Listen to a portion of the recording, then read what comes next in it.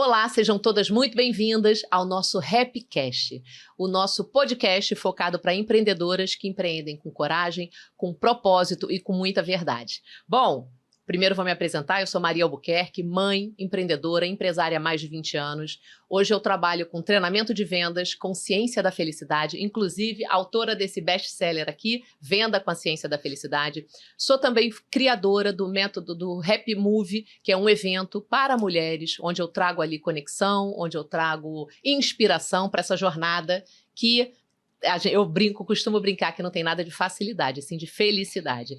Também tenho hoje a mentoria Happy Club, que é uma mentoria focada para mulheres, onde elas fazem trocas super interessantes. Todas nós temos muito a trocar, muito a ensinar e também buscam uma rede de apoio. Então, se você pensa em algo para você, está sentindo a sua jornada sozinha, vem para o Happy Club. E hoje eu trouxe uma mulher especial, uma jovem empreendedora, para trocar com a gente, para trazer um pouquinho da jornada dela, para também te inspirar. Eu acredito muito nessa possibilidade da gente ouvir histórias, ouvir outras mulheres e se abastecer. Bom, vou apresentar ela hoje aqui. Eu recebo essa jovem empreendedora que tem uma história de coragem, de reinvenção e de visão. Júlia Beida é administradora e fundadora da Labyte, uma marca familiar especializada em utilidades para casa e presentes que se destaca pela curadoria sofisticada e pela experiência de compra personalizada, tanto no varejo físico quanto no digital. Ela assumiu o negócio da família em um momento de dor profundo após perder o seu pai na pandemia e decidiu ir além. Reposicionou a marca, ampliou o alcance e hoje compartilha também, como criadora de conteúdo, os bastidores da sua jornada do varejo, os desafios da liderança e estratégias práticas para empreender com consistência, criatividade e posicionamento. Júlia, uma honra ter você aqui no nosso Happycast. E detalhe, eu ainda tenho alguns detalhes para contar, alguns segredinhos que eu vou contar ao longo do episódio. Seja muito bem-vinda, querida. Estou muito feliz de estar aqui, muito feliz. Dá até coragem, né? Depois de ouvir isso tudo, ouvir toda essa descrição, é muito gostoso. Estou muito feliz. Seja bem-vinda. O nosso Obrigada. papo aqui hoje, a ideia aqui é sempre pensar o que eu poderia contar, o que eu poderia trazer da minha jornada. A gente até estava falando isso nos bastidores, que muitas vezes traz... Será que eu tenho tanto para compartilhar? Ou será que isso vai inspirar? Vai inspirar, porque desafio não falta, né, Júlia? Eu quero começar pedindo para você contar um pouquinho de como é que foi o teu início, o teu nascimento, por que você está nesse ambiente de empreendedorismo. Antes da gente começar, eu trouxe um presentinho. Ai, adoro! Peraí. Fiz com todo amor e carinho.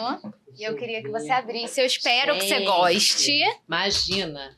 Minha garrafa d'água, minha fiel escudeira garrafa d'água é da Labyte.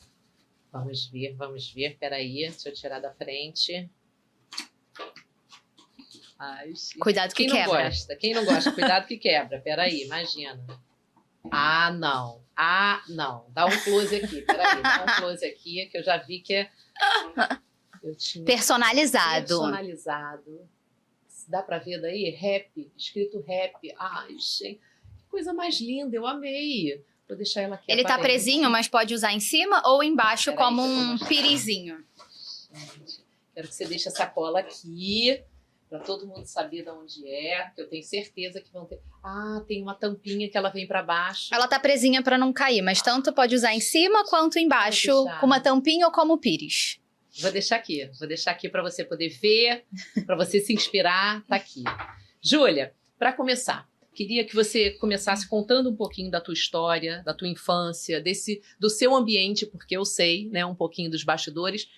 O que te inspirou para hoje esse mundo do empreendedorismo? Acho que minha mãe e meu pai sempre empreenderam. Meu pai chegou a trabalhar como CLT um curto período, eu não me lembro, eu era muito pequena, eu já lembro sempre deles empreenderem, e desde muito novinha, eles até brigavam comigo, eu queria participar, então eles estavam, como os dois trabalharam juntos, e acabava que ia coisa pra casa, então tinha reunião em casa, eu me metia no meio, pequenininha, com 5 anos, com 8 anos, eu me enfiava no meio, eu queria dar pitaco, eu queria falar, eu queria participar, então acho que isso já veio de berço, eu brinco que o empreendedorismo, essa vontade veio...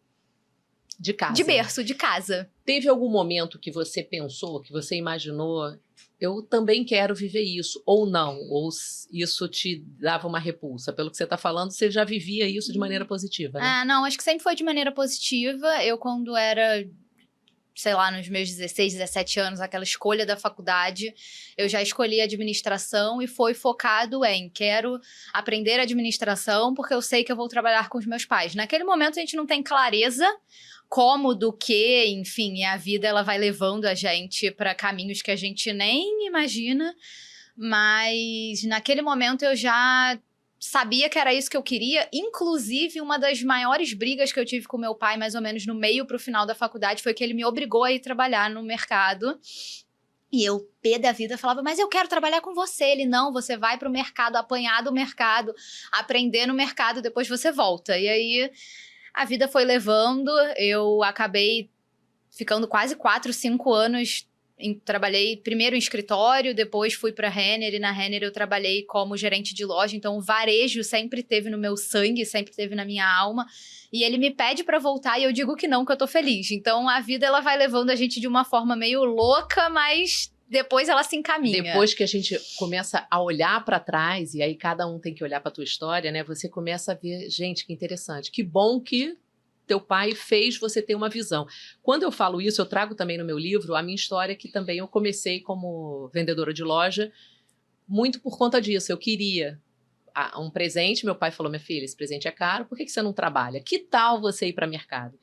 E isso daí acaba te trazendo, Júlia, alguns valores. Com certeza seu pai não fez isso sem pensar, era porque realmente ele acreditava que minha filha vai para o mercado, conhece um pouquinho, seja forjada, né? Porque as coisas que a gente é igual um diamante, para virar diamante, ele cria experiência, né? Cria experiência, exatamente, para você poder voltar. O que você pensa hoje que você herdou do seu pai, da sua mãe, de valores, de atitudes que você tem hoje, que você fala, gente, eu tô igual meu pai, tô igual minha mãe?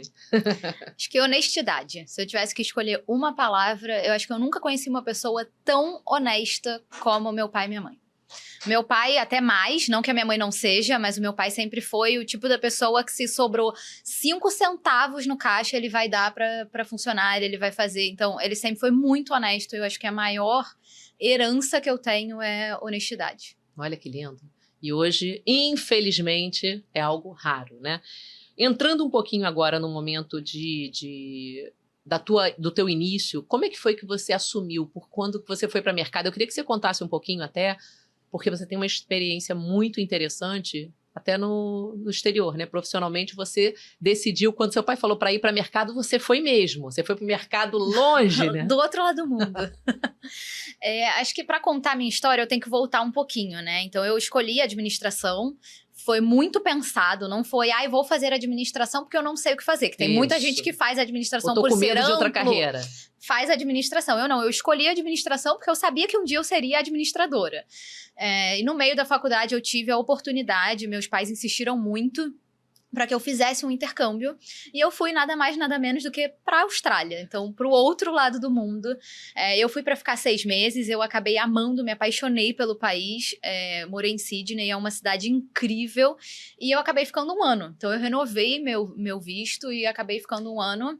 E lá você trabalhou? Lá eu fui com visto de estudante, mas a legislação, não sei como é que tá hoje, mas na época permitia trabalhar também. Então, além de eu estudar, eu trabalhei.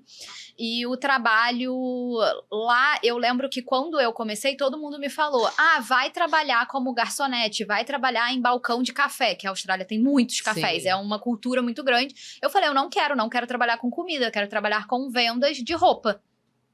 E eu rodei todos os shoppings de Sydney, eu entreguei mais de 50 currículos, e eu falei, eu vou conseguir.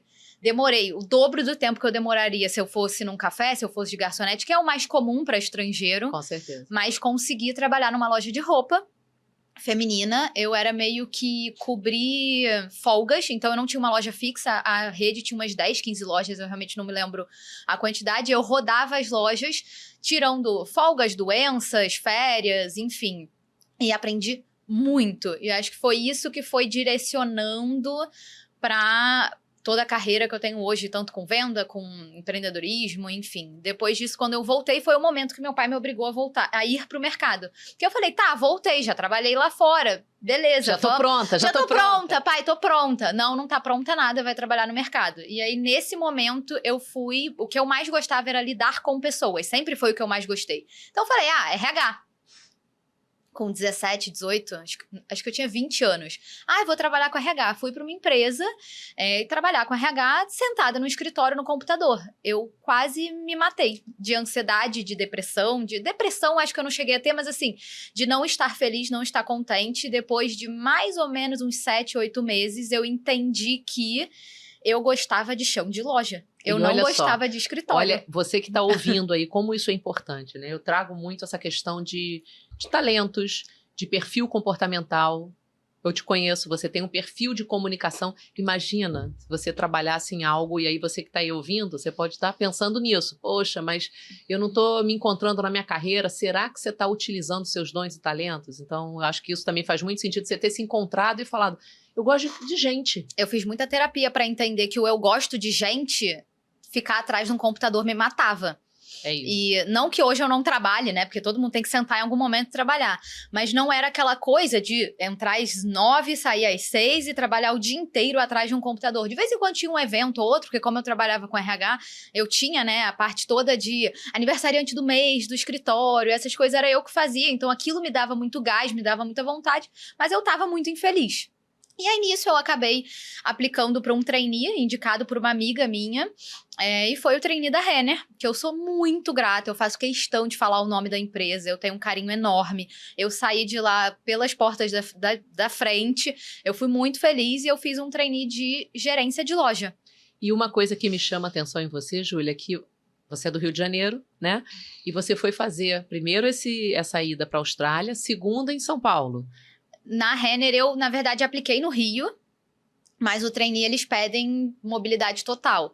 Então, durante o processo de trainee, que é um processo de treinamento, eu passei quase 3 meses em Porto Alegre, que a sede da Renner é em Porto Alegre, e quando eu me formei, que tinha até um TCC que a gente apresentava, tinha uma cerimônia de formatura, então é quase um me formei. É educação profissional, né? É uma universidade corporativa. Eles falaram que no Rio não tinha uma loja que tinha o meu perfil e que eles iam me transferir para São Paulo. No início eu fiquei pé da vida. Não queria, mas depois foi uma das melhores experiências que eu tive na minha vida. Em São Paulo eu tive a oportunidade de inaugurar uma loja com 24 anos de idade, 45 funcionários, uma loja enorme no Shopping Ibirapuera, uma loja super importante durante a pandemia. Foi uma das pouquíssimas inaugurações que a Renner fez durante a pandemia, né? Porque era um momento que estava tudo meio fechado. Vai abrir loja, vai inaugurar, não faz muito sentido. Mas foi uma das pouquíssimas que tiveram, então eu tenho uma gratidão enorme. E isso, Júlia, eu gosto de ir trazendo para quem está nos ouvindo os pontos de virada que pode servir para você que está aí ouvindo a coragem. Que a coragem não é, a gente até estava falando disso um pouquinho antes, Sim. Não é a ausência do medo. Você com certeza teve medo de ir para a Austrália, teve receio de ir para São Paulo, de aceitar, será que eu aceito? Poxa, agora que eu já fiz tudo, eu queria tanto para o Rio.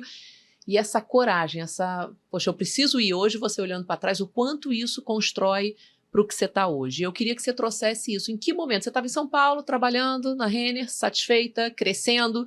Como é que foi essa mudança, essa decisão para vir para empreender na tua família?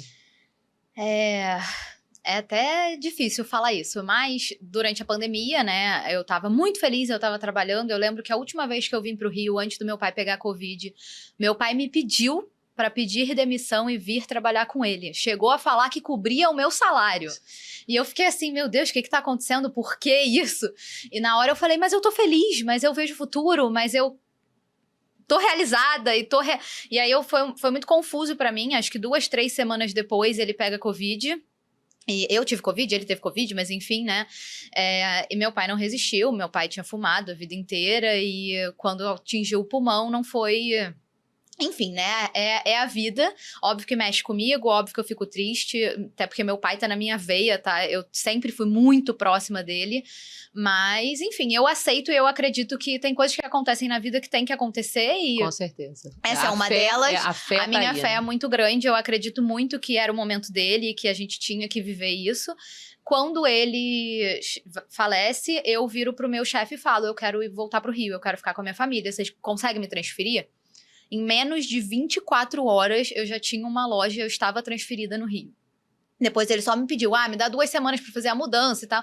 Mas foi muito rápido, eles foram muito solícitos, eu sou muito grata. Quando eu chego no Rio, eu não me adapto. Eu não gosto, eu acho que eu que tinha mudado, não era a empresa que tinha mudado.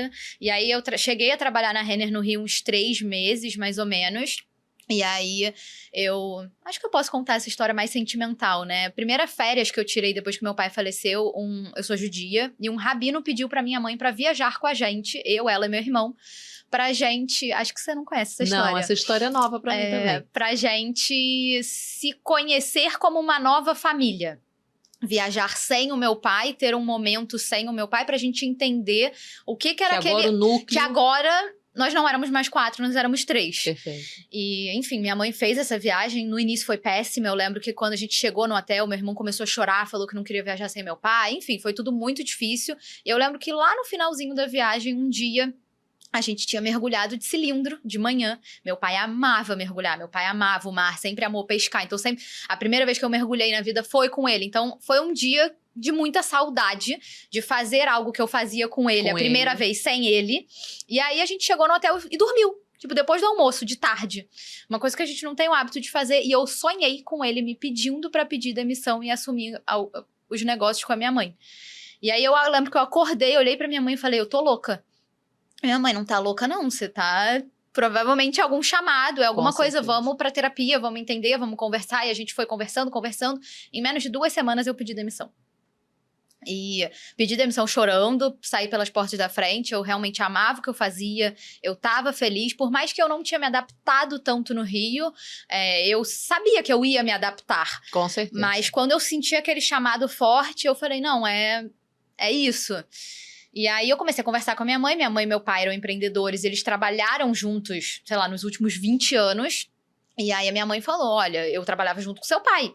Eram 4, 5 lojas em ramos diferentes, concessão, franquia, enfim, tinham várias coisas. Ela falou, aqui foi criação minha, que virou Labite depois, tinha outro nome, mas enfim, acho que nem vale trazer. Eu não dou conta. E inclusive eu tava pensando em fechar. Aí eu falei, não fecha não, vamos pensar. Meu irmão, num jantar, virou e falou assim, assume. Tenta. Você não tem nada a perder. E você vai vendo, né, Júlia? As coisas vão acontecendo na tua vida, na minha vida, na sua vida, de maneira muito orgânica mesmo. E a gente precisa aprender a ler os sinais. Imagina se esse rabino também faz o convite, não vamos não. É doído, mas talvez seja necessário. Eu não sabia dessa história e realmente de você olhar para a família de novo e falar, mudou, agora somos...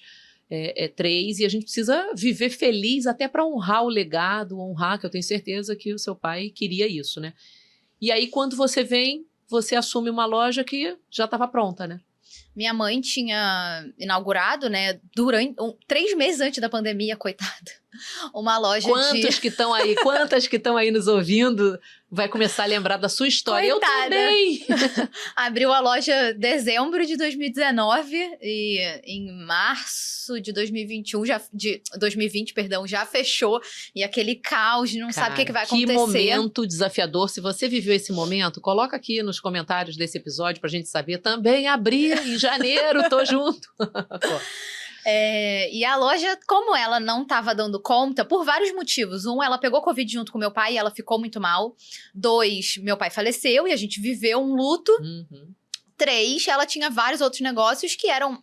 Não é que eram mais importantes, mas que tinha royalty, tinha responsabilidades maiores. Então, estava de lado. Quando eu cheguei lá, a loja estava um caos, assim. Inclusive, ela tava pensando em fechar. Um negócio que você tá pensando em fechar, ele não tá redondo, ele não tá direitinho, então... Olha, essa colocação sua é muito importante. Se você começa a perder o foco, pode ser por não gostar mais, ou pode ser por preocupação, que era o caso da tua mãe, de outras responsabilidades, a coisa vai perdendo a gestão, perdendo essa gerência. E você entra no momento que você pensa que já entra com o trem andando de uma maneira né, desregulada ali, né? E no início, acho que assim, para mim, a minha maior dificuldade, que a gente estava conversando, né, nos bastidores, no início foi funcionários, foi pegar o trem andando. É bem difícil você já pegar um negócio meio andando assim. Num segmento diferente também, né? Eu trabalhava com roupa, eu era responsável também pela perfumaria, alguma parte mais assim na Renner, então mudei da água pro vinho. Eu tava acostumada com coisa mole, né, que a gente chama assim, né, roupa, peça. Eu comecei a trabalhar com vidro, com coisas que quebram e enfim, né, realmente mudei coisas pra da água pro casa que vinho. você não tinha uma casa sua, então... Eu não tinha uma casa minha, eu não era dona de casa, eu não gostava, não ligava. Não é que não gostava, acho que eu não ligava. E hoje em dia eu sou apaixonada, né? E isso é muito interessante, Júlia, assim, trazer também esse olhar da paixão.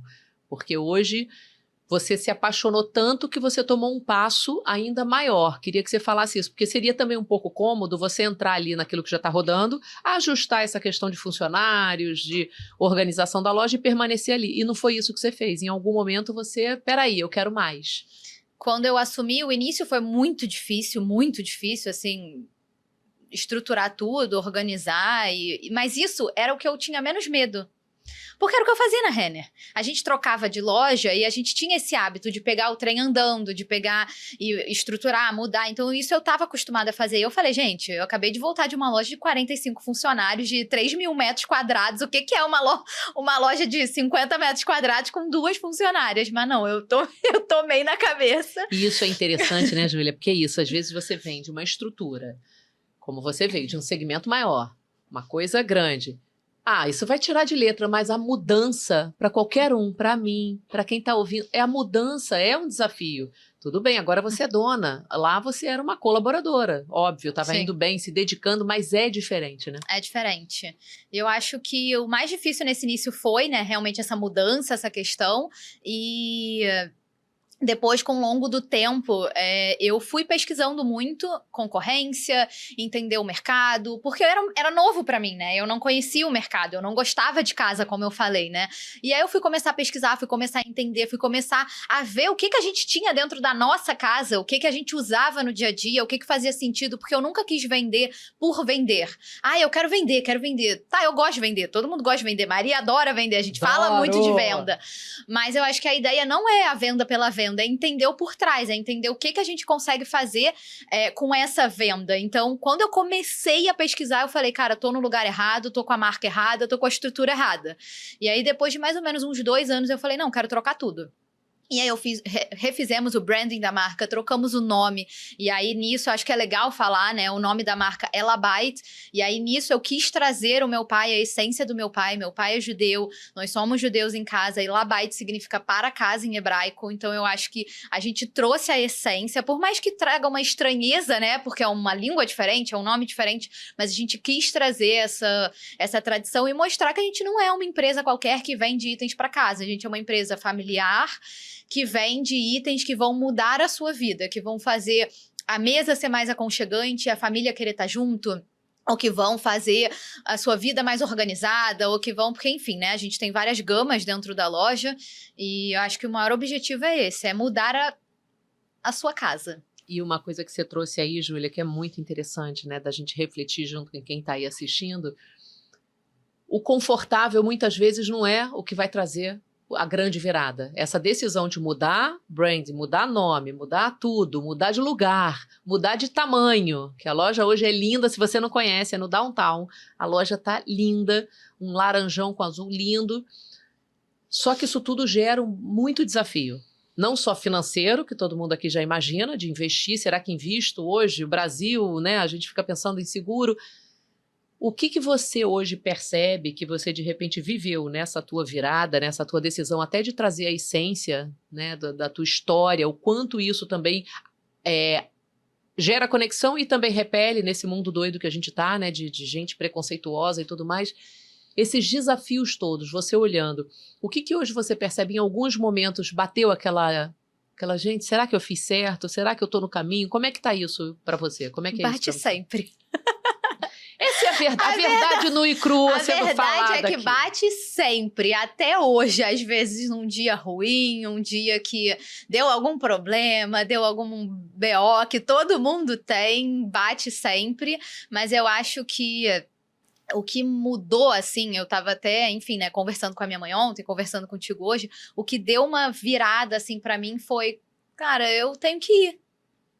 Eu não vou. Eu posso fazer mais um curso? Eu posso ouvir mais um podcast? Que eu sou viciada em podcast, inclusive. Eu posso ler mais um livro? Eu posso fazer? Posso, eu sempre posso. Mas se eu não começar e ir aprendendo ao longo da jornada, a coisa não flui. Então eu acho que o que me deu essa coragem, o que fez foi, cara, vai sem estar pronta mesmo e você vai descobrindo ao longo do caminho o que você precisa aprender, o que você precisa fazer. A experiência que você já tem já é suficiente para começar. Então, a experiência de ter inaugurado uma loja, a experiência de estar trocando uma loja de lugar, a experiência de estar reformulando uma marca, tudo isso vai somando, né? A experiência de ter trabalhado com vendas na Austrália, tudo isso vai somando e quando a gente vê, acho que eu sou muito assim, eu me diminuía muito.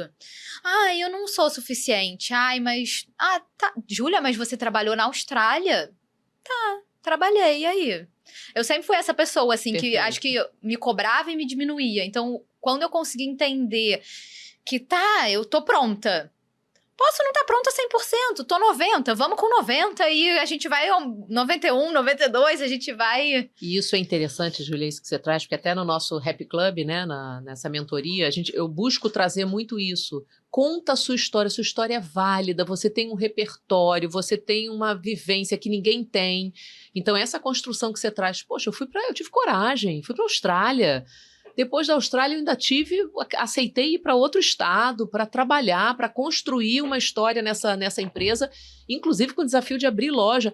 Talvez, muitas vezes, você que está aí ouvindo, a gente se desvaloriza. A outra pessoa consegue ter um olhar até sobre nós muito mais interessante que a gente fica, gente, é sobre mim.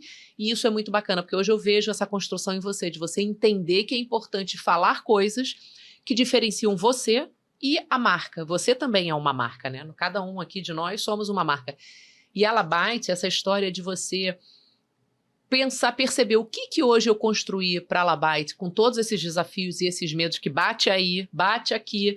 Porque eu quis fazer todo mundo. Bate em todo mundo. Eu quis fazer essa provocação, porque muitas vezes a gente vê você hoje, linda, maravilhosa, com a loja pronta, tinindo, tá tudo bem. Não tem nada bem.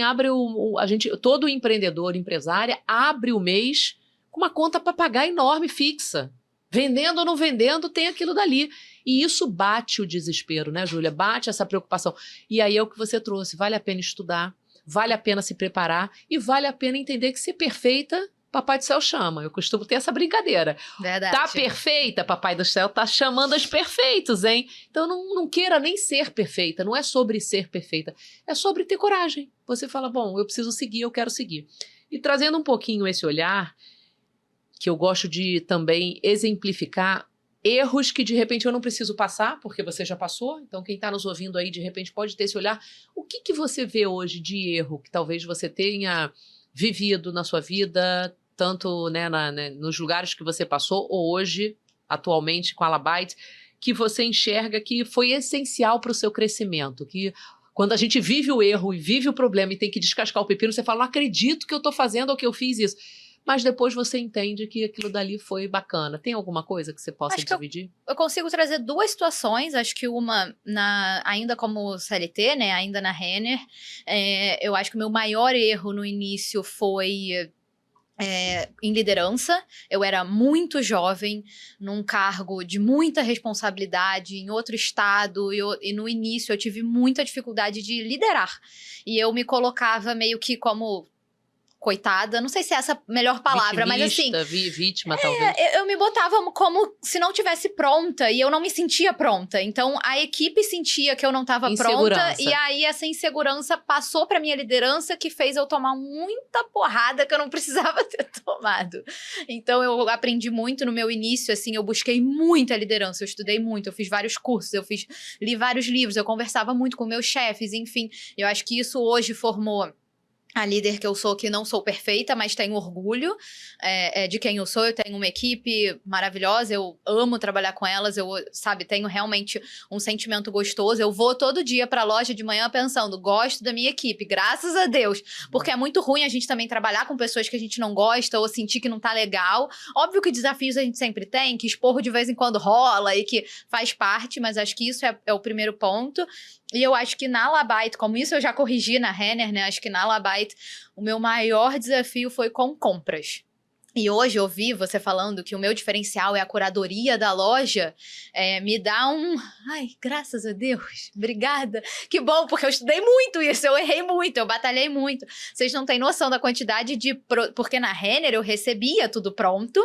Você não precisou fazer isso, né? Não era uma... O produto não performou bem, eu ligava pro pessoal de compras e falava, manda pra outra loja, por favor, posso encaminhar? E era assim, e a gente mandava embora. Às vezes entrava em liquidação e vendia na liquidação. E não era um problema meu, entendeu? Perfeito. E hoje não, se um produto não performa bem, tá lá parado no meu estoque, é o meu dinheiro que tá parado. Então, acho que essa parte de compras pra mim no início foi muito difícil. Óbvio que eu ainda erro até hoje, porque empresas gigantescas erram também. Quem sou eu pra achar que não vou errar? Mas eu acho que a maior questão, assim, foi... Eu criei uma estratégia, criei um plano de ação para fazer compras mais assertivas e trazer... E meu maior pensamento é...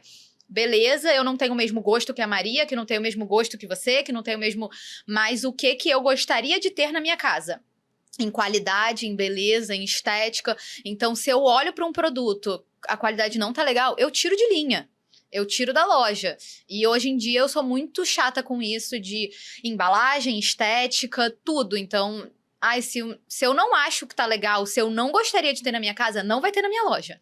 Que legal. E bacana você falar isso, porque realmente o diferencial da Labite que eu vejo como cliente é essa curadoria. É você realmente ter uma preocupação e serve para você pensar qual é o seu diferencial. Porque se você quisesse concorrer com grandes lojas que têm uma capacidade de compra, imagina, de negociação com o fornecedor... Traz um container inteiro da China. Então é impossível, você já começa perdendo. Quando você teve esse olhar de, não, peraí, eu quero ter uma loja que... minimamente, eu gosto de tudo. Eu gostaria de ter tudo. E, óbvio, a gente não está falando de gosto, mas de padrões. Eu digo que a Disney, ela tem os princípios dela, né? Primeiro é segurança e depois vem os outros. A mesma coisa lá, você prevê isso. Não, eu quero qualidade. Se eu só buscar preço e qualidade, muitas vezes não caminham juntos. É o melhor preço. Mas não tem durabilidade, não tem estética, não tem nada. Enfim... Então, isso é nítido na loja. Você entra e você fala, gente, que coisa fofa, que coisa linda, que coisa... Não é simplesmente um utilitário para casa. É você ter algo ali, até eu digo, uma marca pessoal. Né? Um detalhezinho. Você vê nessa peça, é um detalhezinho. Agora, escrito, como é que você botou isso aqui, Júlia? Rap? Pelo amor de Deus. Eu acho que eu posso até trazer, né... exemplificando com essa xícara, que como eu quero sempre me diferenciar, como eu quero sempre trazer um produto bacana, que traga algo além, algo a mais, eu busco sempre personalização. Eu tenho buscado criar as minhas primeiras coleções autorais. Eu tô, enfim, num projeto... Se a Maria me der espaço, eu conto um pouco para vocês. Mas esse caso, por exemplo, é uma máquina que personaliza bambu, cortiça, vários materiais de madeira. Então, eu peguei um produto que teoricamente era normal e eu coloquei algo que é muito importante, muito especial para Maria. Então, eu acho que é isso. Uma xícara, qualquer um consegue dar. Agora, uma xícara com é o contrário. Gente, uma xícara com o nome, não é qualquer um que consegue dar. Olha que coisa linda. A tampinha, aí tem esse detalhe. A xícara, ela tem uma... tem uma entrada. E você bota... Ai, gente. Ficou isso, lindo. É sobre isso. Lindo de viver. Lindo demais, ainda mais... O produto por si só já é lindo, né? Mas isso. Quando você personaliza, ele se torna algo além, a mais. E isso, Júlia, quando você traz, né? Na verdade, você trouxe sobre liderança... Você trouxe sobre essa curadoria, né, essa preocupação em diferenciar, até a questão da compra, para você diferenciar. Você tem que ter um cuidado, que é isso. Será que vai sair? Hoje o prejuízo fica para você. Esses aprendizados demonstram também essa preocupação sua em estudar. É óbvio que Não é sobre estar 100% preparada nem perfeita, não é isso. Mas minimamente você... Porque eu já ouvi isso em treinamento, Maria, para falar em público, né? Eu treino isso também. Para falar em público, a pessoa vai, fala e vai fazendo. Lógico que ela só aprende. O sucesso é treinável, você tem que praticar. Mas você tem que minimamente tirar o erro óbvio que você pode ter. Então, minimamente, existe um passo a passo, assim como na compras, né? Vai que uma hora você acerta, Júlia, vai comprando. Será que eu vou aguentar esses prejuízos até acertar? Então, não custa se preparar. Então, eu acho que isso você traz muito forte na tua fala, e eu acho que serve para quem está nos assistindo, de buscar esse aprendizado. Se eu estou me sentindo muito insegura no marketing, eu preciso minimamente estudar alguma coisinha. Se eu estou muito segura, né, em alguma coisa, minimamente buscar sobre isso, né? O medo geralmente traz a falta de conhecimento. Quando o medo tá muito exacerbado, que é um medo comum, eu cheguei aqui nervosa, nunca gravei podcast na vida, é o meu primeiro. E eu amo gravar, eu amo falar, e que isso já é uma virada de chave, né? Porque o meu primeiro vídeo, gente, eu gaguejava o vídeo inteiro, eu falava que eu não queria, me forçaram a primeira vez a gravar. Hoje em dia eu gravo vários vídeos, quem entrar no meu Instagram, no Instagram da loja vai ver que eu sou a cara dos dois, e cheguei aqui nervosa, agora eu tô tranquila, mas o medo exacerbado é geralmente do desconhecido. É isso. Então você busca conhecimento para reduzir o medo. Mas o medo não vai chegar a zero. O medo vai chegar, sei lá, 10, 15, 20, 30, 40, que seja 50%. Você vai ter que ir com ele mesmo e faz parte. E isso que você trouxe é muito legal. A sua primeira vez, a minha não é, mas é isso que eu falei para você. Ainda assim, a gente sente um friozinho na barriga e que bom. Porque isso faz a vida valer a pena, faz a gente estar aqui alerta, atenta, vivendo esse momento presente. E eu fico nervosa, né? Existe um percentual de medo em mim, talvez menos em você, porque não é a primeira vez, porque eu tô treinada, mas existe. Então, quem tá assistindo também, entenda que para falar, fazer uma palestra, receber um convite, qualquer coisa que você vá fazer que é pela primeira vez... Vai dar medo. Vai dar medo. E uma coisa que eu ouvi do Abílio Diniz, se eu não me engano, ele falando que como é maravilhoso, na idade que ele estava, não me lembro, era uma palestra no TEDx. E ele falou, pela primeira vez, agora com 80 anos, sei lá quantos anos ele tinha, 70 anos, eu tô fazendo uma palestra no TEDx, né, no TED Talks. E aí, é o que ele falou, hoje, a grande beleza para mim, na posição que ele já ocupa como, né, uma pessoa super já vivida, experiente e tudo, é viver coisas pela primeira vez. Aquilo me bateu, que eu falei, gente, às vezes a primeira vez a gente fica tão nervoso que a gente não curte. E a minha fala para você hoje foi, vai ser maravilhoso, a gente vai curtir. Então, que isso também fique na nossa cabeça. Viver uma primeira vez de um desafio é um aprendizado, é uma coisa boa, a vida está acontecendo para você. Então, quanta coisa a gente pode aprender com isso, né? Mas uma coisa que você me ensinou, que movimento gera movimento. E que se você quer que as coisas aconteçam, eu precisei dar o primeiro passo. Você me colocou como criadora de conteúdo, e coitada de mim, que eu tô super começando. Acompanhe, que é criadora de conteúdo mesmo. Você que me inspirou a abrir, você que quase que me botou na parede, falou, Júlia, você vai abrir o seu Instagram, você precisa falar, você precisa mostrar os bastidores, porque é real, às vezes, hoje em dia, muita gente só abre, né, empresas gigantescas, a gente vê um Adib, dono da CIMED, que mostra o dia a dia dele, mas, cara, ele já tem 10 pessoas em volta dele, preparando o roteiro, gravando, fazendo. Ele nem se preocupa em gravar, se bobear, provavelmente. Exato. Não. Então, quando a gente é mais... Não que essa é a realidade dele, tá tudo bem. Mas a gente mostra uma realidade menor. Distante. Eu mostrando a minha realidade, os meus bastidores, eu mostro uma realidade menor, né? Uma realidade mais... acessível, vamos dizer assim. E que talvez conecte mais com você, né? Isso é real. E eu acho que isso é muito importante, porque a gente consegue mostrar realmente o dia a dia, trazer realmente, né, essa questão de conexão. E esse movimento gera movimento. Eu sempre gostei muito de ouvir podcast. Eu tô na academia, eu tô ouvindo podcast. Eu tô dirigindo, eu tô ouvindo podcast. Quem entra no meu Spotify fala, cara, cadê as músicas? Só tem podcast nesse Spotify.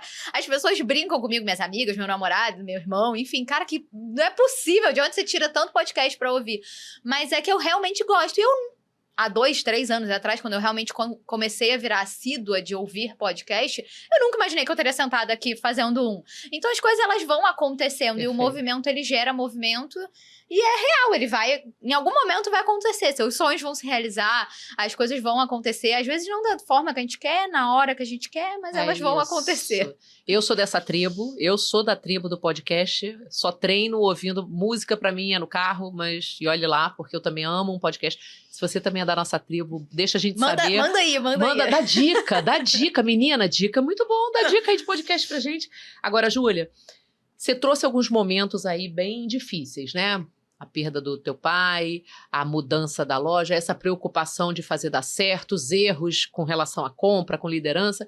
O que você aprendeu sobre você mesma nesses momentos? O que você hoje você vê que eu tenho uma linhazinha aí que pode ajudar quem está nos ouvindo. O que você aprendeu sobre você? Eu acho que no ano passado, esse ano mais ou menos, eu estava conversando com alguém, eu falei assim, mas eu não tenho nada a compartilhar, pelo amor de Deus, eu sou jovem, o que eu vou com menos de 30 anos ir lá falar para mulheres de 40, 50, elas não vão estar nem aí, não querem me ouvir. E quando eu comecei a contar, mesmo com esse pensamento interno, eu comecei a receber feedback, eu comecei a receber mensagem, nossa, eu já gostava da loja, mas agora que eu conheço a sua história, é melhor ainda, eu sinto mais vontade de ir lá, agora que eu sei quem é a pessoa por trás, eu sei a história da marca, da criação, o quão amor e carinho é dedicado naquilo, me dá mais vontade de conhecer. E eu acho que a maior coisa assim que me mostrou foi ouvir outras pessoas falando, cara, fala, tá me ajudando. Divide, né? Divide esses seus erros, desafios e bastidores, e eu falo muito disso, dessa vulnerabilidade estratégica. A rede social não é para você ficar fazendo terapia, contando drama, fazendo drama, não é isso. Mas é trazer de uma maneira que quem está assistindo pode falar, poxa, ela é igual a mim, ela vive essas situações. E aí eu quero ir para aquela pergunta que é um pouco central aqui, que eu vou querer fazer para todos, para entender, e eu acho que isso pode nos ajudar a construir um caminho, uma luz para outra pessoa. Teve algum erro ou tropeço que você viveu e que virou aquele ponto de virada, aquele momento que você fala assim, bom, isso daqui me transformou. A história do diamante, né? De ter te forjado, de ter de alguma coisa que fez você virar essa chave? Eu acredito que a gente fica buscando, né? Tanto o nosso propósito, quanto essa virada de chave magnífica que a gente vai dormir e acordar no dia seguinte, tá tudo maravilhoso. Eu acredito muito que existem várias pequenas viradas de chave todos os dias em pequenas situações. Então, um livro que eu li, que uma frase deu um clique. Aí um podcast que eu ouvi, que alguma cena, algum corte, me deu um negócio, eu falei, não, calma, pausa, quero anotar.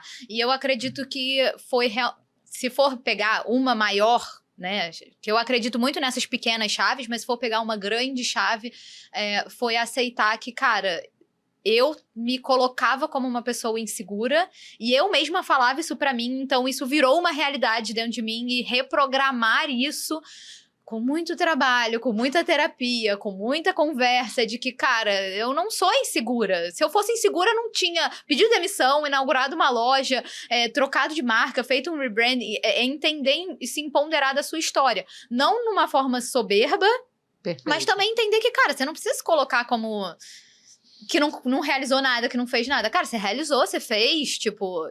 Olha pra trás, preste atenção em tudo que você viveu, tudo que você conquistou, tudo que você fez. E essa, acho que foi minha maior virada de chave. Olha, pega pra você, porque todos nós temos essa mente sabotadora na nossa cabeça.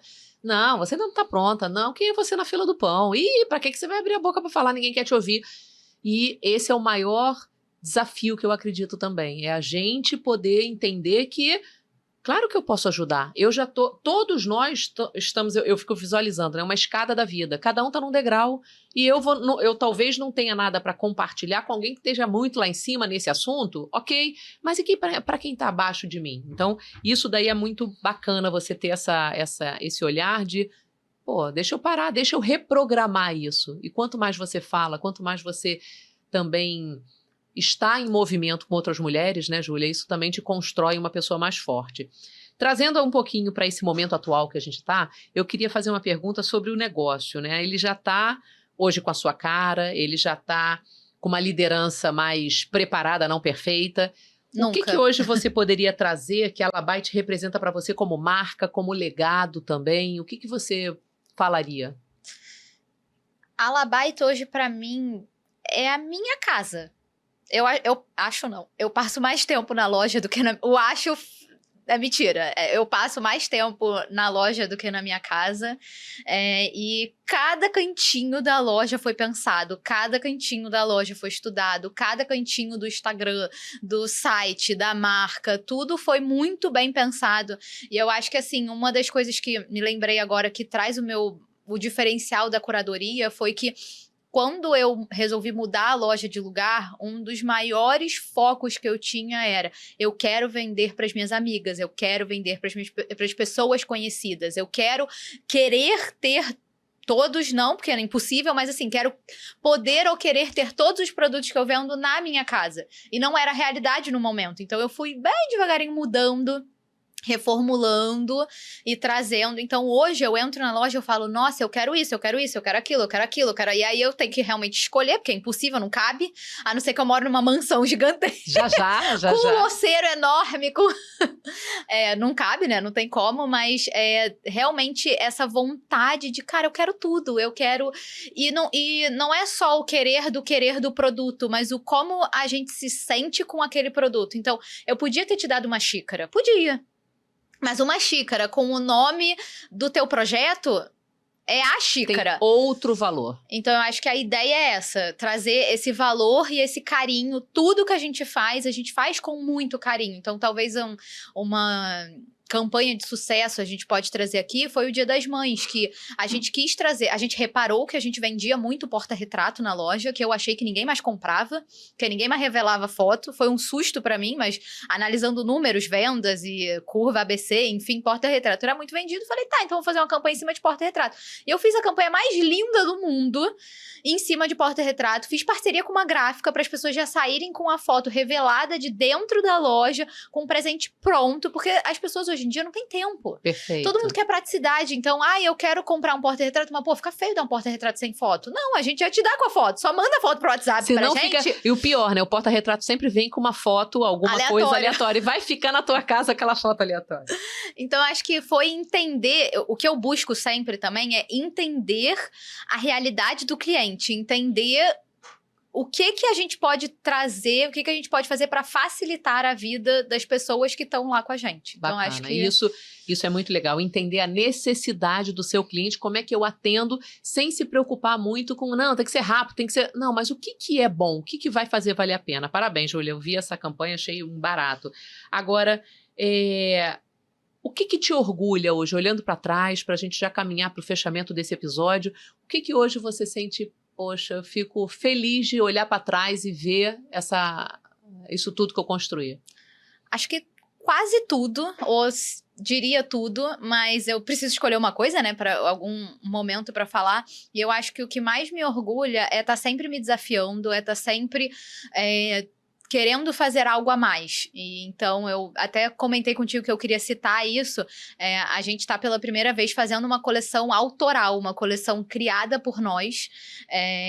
Eu até verifiquei se eu podia falar ou não, porque a gente ainda está naquele processo que está começando a divulgar, mas ainda não foi divulgado, mas enfim, é uma coleção para o colégio que eu estudei a minha vida inteira, é uma coleção judaica com essência, com fé, com... simbolismo, né? Simbolismo, com amor, com carinho, que ficou lindíssima. Dá vontade de ter tudo, e realmente eu consegui trazer a fé e a religião que eu amo, que eu sou apaixonada e que eu gosto, e que eu vou conseguir entrar na casa das pessoas no momento, simbolicamente falando, né, no momento mais especial, porque foi uma coleção de mesa posta, uma coleção de louça pintada à mão, por uma super querida que também faz parte do que vale rap. A pena citar, Ana Secchini. Ana Secchini. Beijo pra você. Eu tenho um carinho enorme por você. Se não fosse você, essa coleção não estava feita, porque não adianta eu ter as coisas na minha cabeça. Ana Secchini é uma empreendedora, uma empresária agora que trabalha com porcelanas desenhadas, trabalhadas... Pintadas à mão de uma forma tão delicada, tão linda, que eu não sei nem explicar. E é uma coleção, a Ana falou essa semana uma frase pra mim, que é uma joia pra casa. E o que a gente criou foi realmente uma joia pra casa, pra trazer nos momentos religiosos, nos momentos... Eu não sei, a maioria das pessoas não devem conhecer, mas a religião judaica, ela preza muito por sentar à mesa em família e comer, e realizar as rezas. É um momento muito importante, né? É um momento muito forte. No Shabat, no Rosh Hashanah, no Pêssar, enfim, nomes em hebraico, mas que seriam a Páscoa, o Natal, ou algo assim, e isso é muito forte. Então, fazer uma louça para vestir essa mesa, para trazer uma joia para casa das pessoas é muito especial, e eu tô muito orgulhosa dessa coleção. Júlia, eu sinto no falar um dos pilares do meu método, RAP, resiliência escutativa, paixão, inteligência emocional e social, a paixão. O P de paixão é isso, é você se apaixona, você gosta tanto, você acredita tanto no que você faz, no que você vende. Eu tô contagiada, tenho certeza você que tá aí já fica curiosa para ver. Já quer ver, como é que certeza. Tá esse prato? E caminhando aqui, que conselho você daria para uma mulher que também passou por uma perda ou para alguma base, né? Pode ser familiar, emprego, sócio, enfim, e que está tentando encontrar esse próprio caminho, né? Um caminho dela. O que você poderia compartilhar aí pra gente seguir? Eu faço terapia há mais de 15 anos, né? Eu comecei muito jovem, a minha mãe, graças a Deus, obrigada mãe, por ter me colocado na terapia muito nova. E o que eu acho mais importante, o que a gente viveu realmente lá em casa, é viva o luto. Porque a gente fica querendo negar, a gente fica querendo fugir, a gente fica... Cara, a gente ficou lá em casa 3 meses, 6 meses, na fossa. Mas na fossa mesmo, pra não falar um palavrão, não falar uma coisa feia. A gente ficou, acho que... Eu realmente não me lembro, porque quando a gente tá num luto muito forte, a gente perde um pouco a noção do tempo, né? Mas a gente ficou de 1 a 2 meses dormindo os 3, eu, minha mãe e meu irmão, no mesmo quarto, porque a gente não queria ficar à noite sozinhos, porque a gente deitava na cama e chorava, porque a gente deitava na cama e a vida não fazia sentido. Então, assim, eu acho... Eu não sou especialista, mas o luto, ele tem fases, independente se é um luto de uma morte, se é de uma perda de um emprego, se é de um fim de um relacionamento, seja lá o que for, o luto, ele tem fase. Eu acho que o mais importante é você viver as fases. E também sair delas, né? Porque às vezes também chega em algum momento do luto que você fica ali pro resto da sua vida. Então, acho que o mais importante é isso. A gente viveu o momento que a gente queria chorar, que a gente queria gritar, queria rasgar toda a roupa. A gente viveu o momento que a gente, sei lá, eu, por exemplo, engordei pra caramba, porque eu me permiti, eu me relaxei. E depois de um tempo, eu demorei mais ou menos 1 ano, mas isso não é pra se comparar. Eu acho que não vale essa comparação. Mas... depois de um certo tempo eu falei, chega, eu quero voltar a viver minha vida. Meu pai gostaria que eu voltasse a viver minha vida. É isso. Então eu virei a chave, mas eu vivi o luto. Eu chorei, eu engordei, eu fiquei mal, eu me sentia feia, eu me sentia um buraco. Não que eu não sinta, porque, enfim, é meu pai, né? Então de vez em quando Lógico, vem. mas é mais agravado. Mas é diferente. E isso é muito bacana, eu também... tive perdas na minha vida, perdi meu irmão no acidente de carro, então eu sei exatamente o que você está falando, vem na minha cabeça. É estar ali presente, até no sofrimento. A felicidade, muitas vezes, é confundida com alegria. Maria, você é feliz mesmo nos momentos... Claro que naquele momento eu estou triste, mas não significa que eu não sou feliz. Eu sou feliz, mas eu tenho momentos de alegria e de tristeza. Júlia, se você pudesse deixar uma frase no espelho de todas as mulheres que estão aí nos assistindo, que estão empreendendo... O que você falaria para ela? O que você escreveria ali com batom naquele espelho? Bem direta, não desista. Eu acho que uma das minhas maiores qualidades, modéstia à parte, é a resiliência. Então, não desista. Se é isso que você quer, se é esse o seu sonho, se você acredita, se você quer isso, não desista. A gente melhora 1% a cada dia, a gente tá sempre melhorando, a gente tá sempre crescendo e não desista. Acho que se eu pudesse escrever, eu escreveria literalmente isso, não desista, ponto. Em letras garrafais. Grande. É isso. Com um batonzão vermelho. Só não chega quem desiste, né? Quem desiste, porque o fracasso vai fazer parte. Bom, Júlia, quero te agradecer. Que honra, que presente, inclusive por você ter dividido, né, a tua história com tanta verdade, com tanta coragem, que eu acho que é isso que conecta muitas vezes a gente, será que eu falo?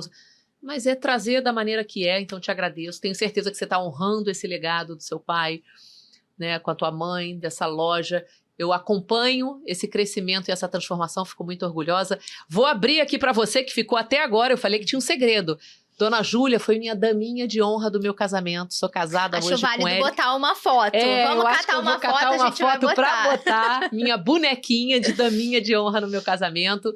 Sou casada, né? O meu marido era amigo do pai, amigo da mãe dela. Então, são situações que a gente vai vendo, vai construindo. Quis guardar esse presente aqui pro final e te agradecer muito e dizer que só está começando, Dona Júlia. A vida tá aí, ó, para ser vivida.